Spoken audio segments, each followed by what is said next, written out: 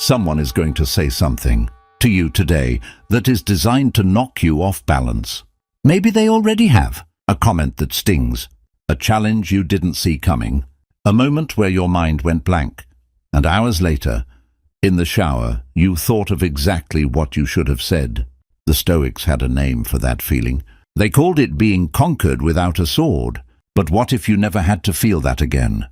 What if, instead of scrambling for words, you had 7 responses so calm, so precise, so philosophically grounded, that they didn't just answer the person in front of you, they silenced the noise inside you? That's what this video is. Stay with me. Welcome back to Wisdom of the Stoics, the place where ancient philosophy meets the battles of modern life. If you're new here, I want you to know something before we go any further.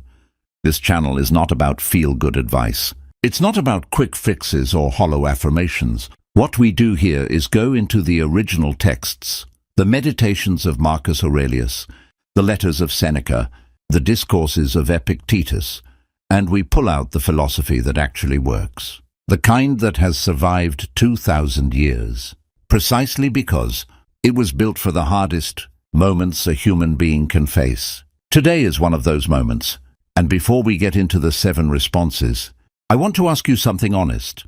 When was the last time someone's words, one sentence, maybe even just one word, completely derailed your day? Take a moment. Think about it, because I think the answer tells us everything about where our true work begins. Before we get to the 7 responses, we need to understand something foundational, something the Stoics understood that most people today have completely forgotten. Words are not weapons unless you hand someone the sword. Epictetus, the man who was born a slave, who had his leg broken by his master as a demonstration of power, who had every reason to be a victim of other people's words and actions, wrote this in his discourses. Men are disturbed not by the things which happen, but by the opinions about the things. Read that again. Men are not disturbed by things. They are disturbed by their opinions about things. This is not a motivational slogan. This is a radical claim about the architecture of human suffering. Epictetus is saying the words someone throws at you are neutral events. What creates your pain? What makes your face flush? Your hands shake, your sleep disappear, is not the word. It's the story you build around the word the moment it lands. Marcus Aurelius, writing to himself in the privacy of his journal, a journal he never intended anyone to read, put it this way: you have power over your mind, not outside events. Realize this and you will find strength. Now, and this is important, the Stoics were not saying that other people's cruelty doesn't matter. They were not saying words have no impact. Seneca wrote entire letters about the wounds language can leave. What they were saying is this: the wound and the response to the wound are 2 completely different events, and only one of them is yours to control. The 7 responses in this video are built on that distinction. They are not clever comebacks. They are not verbal weapons. They are philosophical positions, each one rooted in Stoic thought, that allow you to meet any attack, any provocation, any attempt to destabilize you from a place of complete interior calm. Let's begin. Response 1. I may be wrong. 3 words, and I want you to sit with the discomfort of them for a moment. Because your first instinct, almost everyone's first instinct, is that saying I may be wrong is an act of weakness. The Stoics believed the exact opposite. Marcus Aurelius, emperor of Rome, commander of legions, the most powerful man in the known world, wrote this in his meditations. If someone is able to show me that what I think or do is not right, I will happily change. He wasn't performing humility.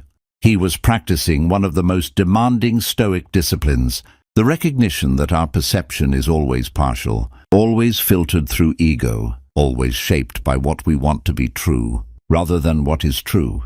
The Stoics had a word for the faculty that generates false certainty: fantasia, the impression, and they taught relentlessly that untested impressions are the source of almost all human error.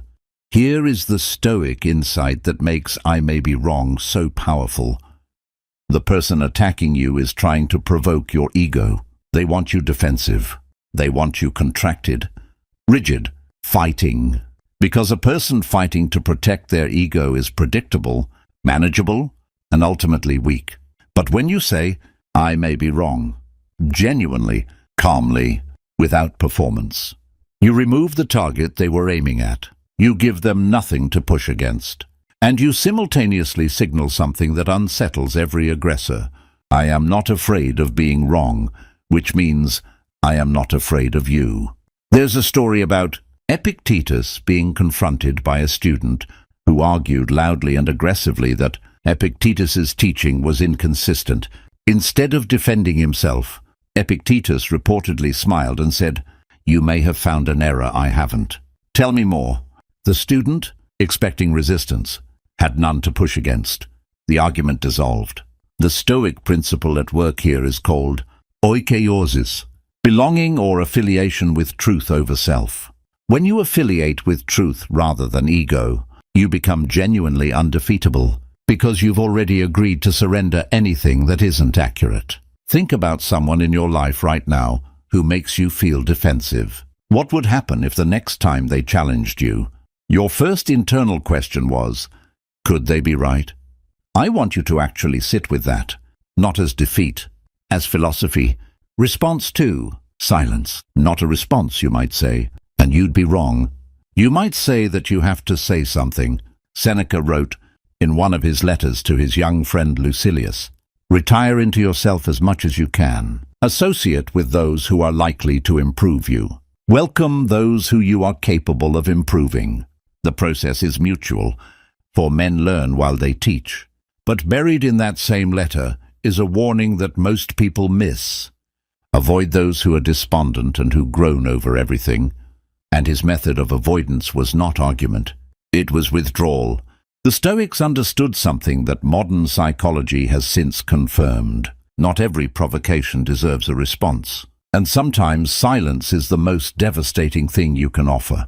Here is why silence works so profoundly as a Stoic response. When someone attacks you verbally, when they try to diminish you, embarrass you, provoke you, they are, consciously or not, seeking an energy transaction. They want something from you. Your fear, your anger, your scrambling justifications. That energy is what feeds the exchange. Silence starves the attack. Not cold silence. Not pouting silence. Stoic silence, which is something entirely different. It is the silence of someone who has looked at what was just said, evaluated it, and simply found it insufficient to require a response. Marcus Aurelius practiced what he called prosauche, self-attention or watchfulness. Part of that practice involved noticing the impulse to respond immediately, to fill every silence with self-defense, and asking, does this moment require my voice or my presence? In his meditations, he writes, how much more grievous are the consequences of anger than the causes of it? He had experienced this himself. As emperor, he was constantly surrounded by people who wanted his reaction, senators who baited him, generals who tested him, philosophers who challenged him publicly, and time and again, the historical accounts show the same thing. Marcus paused before he spoke. Often, he did not speak at all. The ancient world had a name for this quality. They called it megalopsychia, greatness of soul, and it was identified specifically with the ability to remain unmoved when lesser people expected movement. Here is the practical truth. When you respond immediately and emotionally, you show someone exactly which buttons work. You give them a map, but when you meet their provocation with measured silence, or the briefest, calmest possible acknowledgement, you reveal nothing. You remain, as the Stoics would say, free. I'll say this only once, and I mean it sincerely. Some of the most powerful people I've ever observed had almost nothing in common, except this. When challenged, they did not rush to speak. The silence was the answer.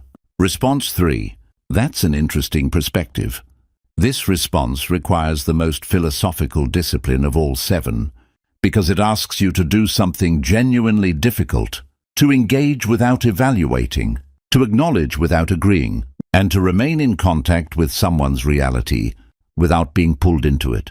Epictetus, in the Enchiridion, his handbook of Stoic practice, opens with the foundational distinction that underlies everything we're talking about today. Some things are in our control and others not. That's an interesting perspective, is the linguistic expression of that distinction. Here is what it does not say. It does not say you agree. It does not say you disagree. It does not say the other person is right or wrong, wise or foolish. It takes no position whatsoever on the content of what was said. What it does say is this: I have heard you. I have clocked the existence of your view, and I am choosing, deliberately, not to make it my problem. The Stoics were fascinated by the phenomenon they called sympathia, the interconnectedness of all things. But they were equally fascinated by its opposite challenge, the way we unconsciously absorb other people's emotional states, their judgments, their anxieties, their certainties. They called this absorption patha, the passions or disturbances that come not from within, but from without. That's an interesting perspective. Is a firewall. It creates what Epictetus called diastema, distance, interval, space between the impression and the response. Now, and I want to be precise about this. This response must be genuine, to be Stoic. The Stoics had no time for performance or manipulation. If you say, that's an interesting perspective, while internally seething, you've learned nothing. The point is to mean it, to genuinely position yourself as someone who finds the diversity of human opinion interesting rather than threatening. Marcus Aurelius returned to this theme repeatedly in his meditations. He was surrounded by people whose opinions he found wrong, whose behavior he found troubling, whose politics he found corrosive, and yet he wrote, again and again, exercises in genuine curiosity about what drove those people. When you wake up in the morning, tell yourself, the people I deal with today will be meddling, ungrateful, arrogant, dishonest, jealous, and surly. But I have seen the beauty of good and the ugliness of evil, and have recognized that the wrongdoer has a nature related to my own. He didn't say tolerate wrongdoing. He said recognize the shared humanity.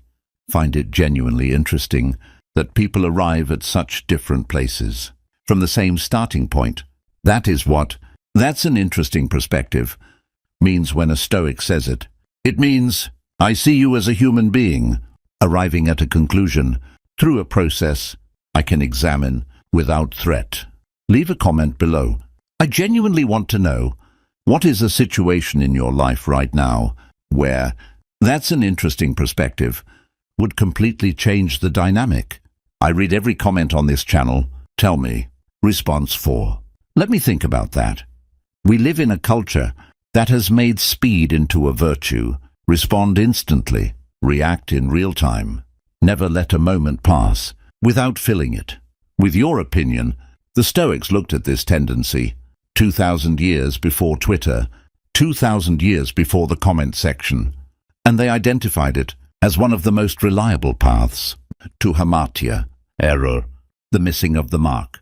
Seneca wrote, I will keep constant watch over myself, and, most usefully, will put each day up for review. The daily review, the exam, that became a cornerstone of Stoic practice, was built on a single premise. Time reveals what haste conceals. Let me think about that. Does several things simultaneously, all of them Stoic. First, it honors the Stoic commitment to logos, reason, the rational faculty that distinguishes us from animals, and that the Stoics believed was our most divine attribute. To rush a response is to let the lower faculties, impulse, ego, emotion, speak before reason has assembled itself. Second, it signals to the other person something genuinely disarming. You take them seriously enough to think about what they've said. This is not weakness. It is respect that most people are completely unprepared to receive, especially when they were expecting a fight. Third, and this is the subtlest Stoic point, it buys you the space to practice what Marcus Aurelius called hypomone, patient endurance, the willingness to sit in the discomfort of not having an answer yet without needing to escape that discomfort with noise. There is a remarkable account from the historian Cassius Dio about Marcus Aurelius presiding over legal disputes. Unlike many emperors who were known for quick, decisive, often capricious judgments, Marcus was known for asking follow-up questions, requesting time, consulting precedents, and sleeping on decisions before rendering them. His contemporaries sometimes found this maddening. History has vindicated him entirely. In your own life, this response transforms confrontations.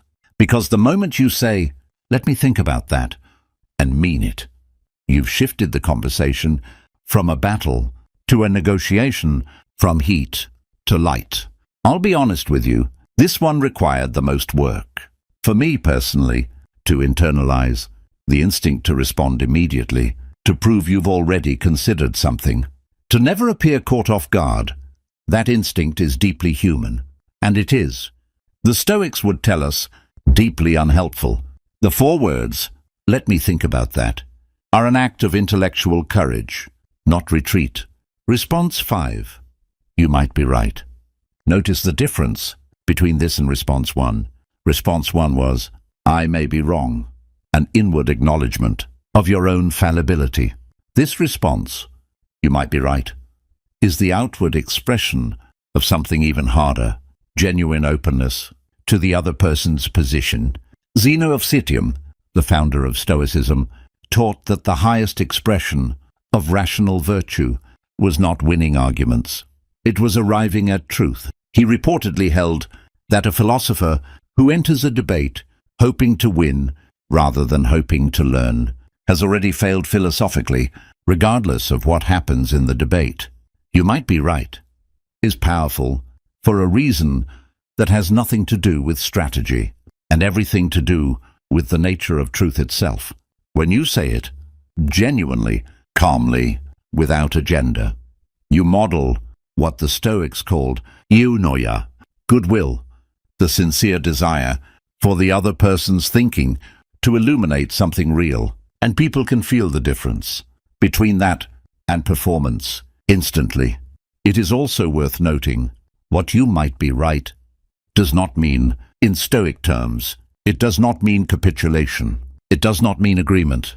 It means, I am holding your position open as a live possibility rather than a threat. Seneca wrote, "The first step in becoming good is to want to be good." The parallel in dialogue is this. The first step in having a real conversation is to want to be changed by it. If you enter every exchange already decided, you are not conversing, you are performing. And the Stoics had no patience for performance dressed as philosophy. Here is something I want you to genuinely sit with. The last time someone convinced you of something, when did it happen? And what made you open to it? I will wager that in almost every case, it wasn't the force of their argument that moved you. It was the feeling that they respected you enough to genuinely want you to understand that they were not trying to defeat you. They were trying to reach you. "You might be right" is how you give someone that feeling, even in the hardest of conversations. Response 6. This doesn't require my reaction. Now, this response is rarely spoken aloud. It is primarily an internal response, a Stoic intervention you perform on yourself. In the half-second before you open your mouth and say something you'll spend hours regretting, but sometimes, said calmly, without drama, without cruelty, it can be said, and when it is, it carries enormous power. Epictetus returned obsessively to the concept of prohairesis, the faculty of choice, the will, the part of you that decides what to engage with and what to let pass. He considered prohairesis the very essence of human freedom. Everything else, your health, your reputation, other people's opinions of you, even your life, he placed in the category of taiktos, external things, things not ultimately yours to control. This doesn't require my reaction is an act of prohairesis. It is you exercising the one freedom that no one can ever take from you, the choice of what to give your energy to. Marcus Aurelius put it in military terms because that was the frame he understood. You can commit injustice by doing nothing. But he balanced this constantly with another insight: the impediment to action advances action. What stands in the way becomes the way. Not every obstacle is meant to be fought. Some obstacles are tests of your ability to recognize them as not your battle, not your weight, not your problem. There is a scenario I want you to imagine. A colleague says something dismissive of your work in front of others. Your face flushes, your heart rate goes up. Every instinct says, defend yourself, explain, push back, make them look wrong.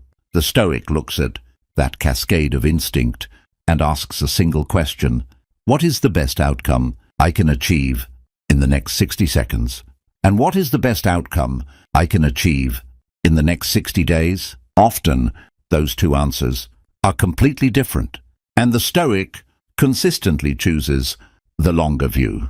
This doesn't require my reaction, said or unsaid, is the choice to play the longer game. It is not passivity, it is strategy, elevated to philosophy. If this is landing for you, if these ideas are doing something inside you, I want you to hit subscribe right now. We go this deep on every video. Stoic philosophy for the actual battles of actual life. That's what this channel is for. Response 7. Thank you for telling me. This is the hardest one, not because it requires the most linguistic sophistication. It's only 4 words, but because it requires the deepest philosophical grounding. To mean, to actually mean. Let me tell you about a practice Marcus Aurelius describes in Meditations Book 1, the section where he lists the people who shaped him and what he learned from each of them. He thanks his philosophy teacher, Rusticus, for showing him that his character needed improvement and discipline. He thanks his adoptive grandfather for teaching him to be gentle and meek. He thanks a man named Sextus for being a pattern of gravity and showing him the idea of living conformably to nature. What's remarkable about this list is its honesty. Marcus is not thanking people who made his life easy. He is thanking people who made him better, which are often not the same people at all. The Stoics practiced a discipline called amor fati, the love of fate, the embrace of what happens rather than the resistance to it. Nietzsche borrowed this concept from the Stoics and made it famous, but its roots are Stoic to the bone. Thank you for telling me is amor fati in conversation.